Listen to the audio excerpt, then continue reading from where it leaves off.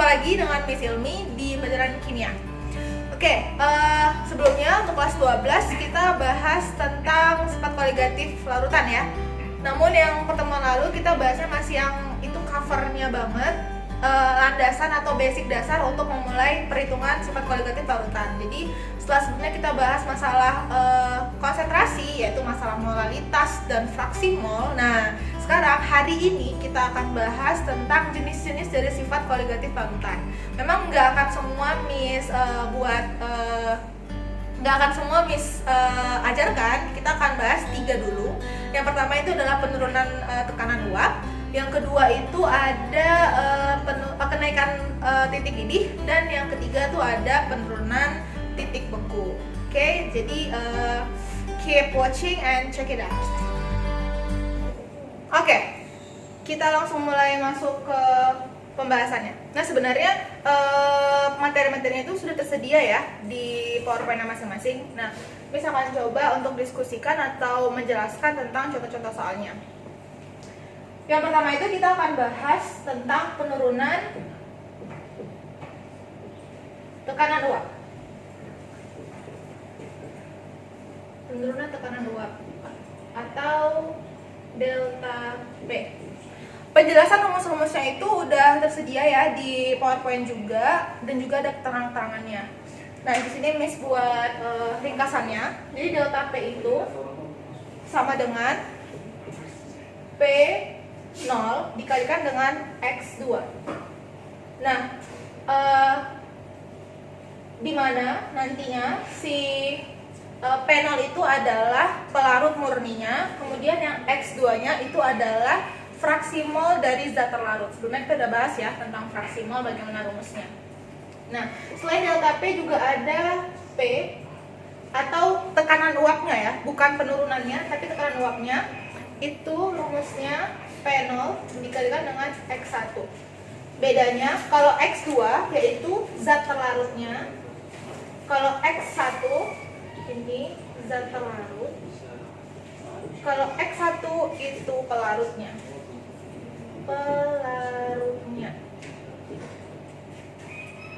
Oke, ini rumus penting untuk pembahasan penurunan tekanan uap. Oke, kita masuk ke contoh soalnya.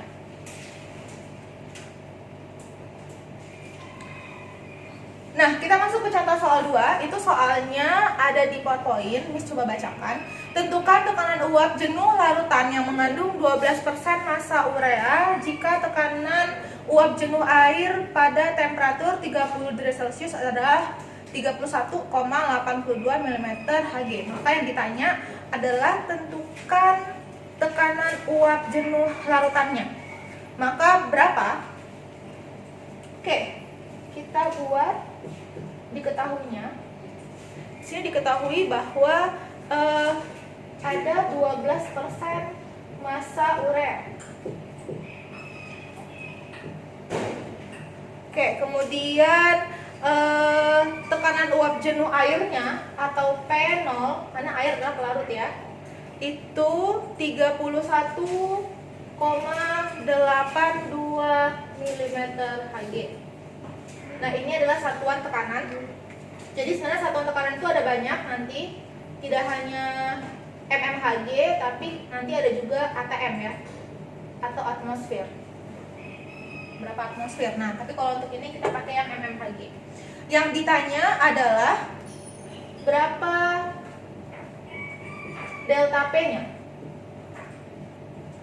Berapa delta P-nya? Oke. Nah, jawab. Di sini ada yang aneh ya. Ada yang aneh nih, kenapa ada persen-persennya? Oke, kenapa ada persen-persennya? Nah, persen ini menandakan massanya ya. Massa. Jadi ini persennya itu adalah persen massa. Dari persen massa ini bisa kita misalkan nantinya ya. Kalau persen kan per 100 ya. Berarti kita misalkan ada 100 gram larutan. Ingat, larutan itu adalah gabungan dari zat terlarut dan pelarutnya. Ini ada zat terlarut dan ada pelarutnya. ada 12% massa urea. Urea ini kan termasuk di zat terlarut. Urea ini adalah zat terlarutnya. Berarti kalau misalnya 12% dari 100% itu 12 gram ya. Berarti 12 per 100 dikali 100 gram. Kita misalkan ada 100 gram. Kalau misalnya ureanya 12 gram, maka pelarutnya berapa? Tinggal dikurang ya, 100 dikurang 12. Berapa ini? Ya, ada 88 gram pelarutnya. Oke, selesai. Kita udah dapat masanya, Miss. Oke, sip. Terus kita masukin ke rumus. Rumusnya, kan tadi delta P-nya ya. Delta P itu kan sama dengan P0 dikalikan dengan X2. P0-nya udah tertera, yaitu 31,82. P0 udah tertera. Sekarang giliran X-nya. Sebelumnya, kita udah belajar masalah fraksi molnya ya. Berarti rumusnya juga sudah ada Miss tuliskan. Rumusnya fraksi mol itu kalau untuk zat terlarut, berarti dia N terlarut dibagi N terlarut ditambah N pelarutnya. Ini X. Nah, maka berapakah X-nya? Kira-kira udah dapat lah ya. Karena kan rumus N ini rumus paling dasar ya. N ini kan rumusnya gram per ml. Berarti kalau misalnya N terlarut berarti N urea. Berarti massa ureanya berapa? Massa ureanya berapa? Dan MR ureanya berapa? Kalau misalnya NP berarti N massa airnya berapa dan MR airnya berapa? Itu untuk NT sama NP ya. Ini untuk X2 atau fraksi molnya. Nah, langsung masukin aja ya. Maka NT-nya dulu lah kita cari. Itu satu. NT sama dengan, berarti massa ureanya tadi berapa? Ada 12. MR urea itu ada 60. Jadi kalau misalnya kita buat urea itu kan CONH2 dua kali, dimana C itu sama dengan 12, O nya sama dengan 16, N sama dengan 14, dan H sama dengan 1. Kalau ditotalkan untuk mencari MR, maka hasilnya adalah 60. Jadi MR urea adalah 60. Oke, jadi mol urea ini sama dengan 12 per 60. Itu sama dengan 0,2 mol.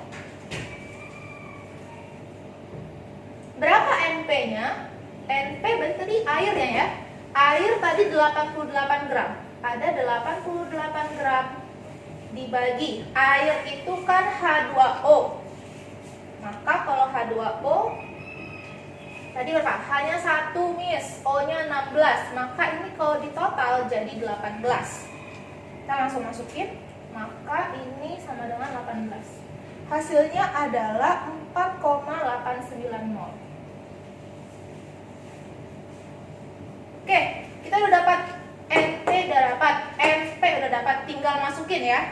Maka kalau dimasukkan ini jadi X2 sama dengan NT-nya 0,2 dibagikan dengan penjumlahan dari 0,2 ditambah 4,89. Nih, cari hasilnya adalah 0,96. Maka fraksi mol dari zat terlarut adalah 0,96.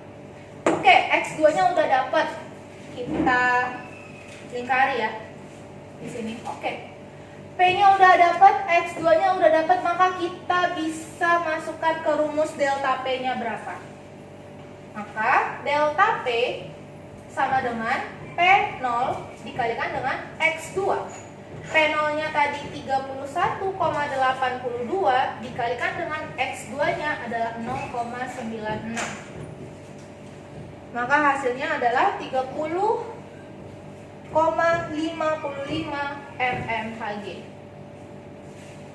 maka terjadi penurunan tekanan uap yang sebelumnya 31,82 ketika dimasukkan urea akan turun menjadi 30,55 mm Hg. Nah, jadi benar-benar harus diperhatikan rumusnya dan komponen-komponen rumus untuk untuk mencari yang kita tuju. Misalnya kalau ini kita mau mencari penurunan tekanan uap, maka kita harus cari satu persatu komponen-komponennya. Kalau misalnya ada satu yang belum terpenuhi, kita urutkan apanya itu yang belum terpenuhi, kita cari dengan rumus yang lain. Gitu. Jadi tinggal ngikutin rumus aja ya.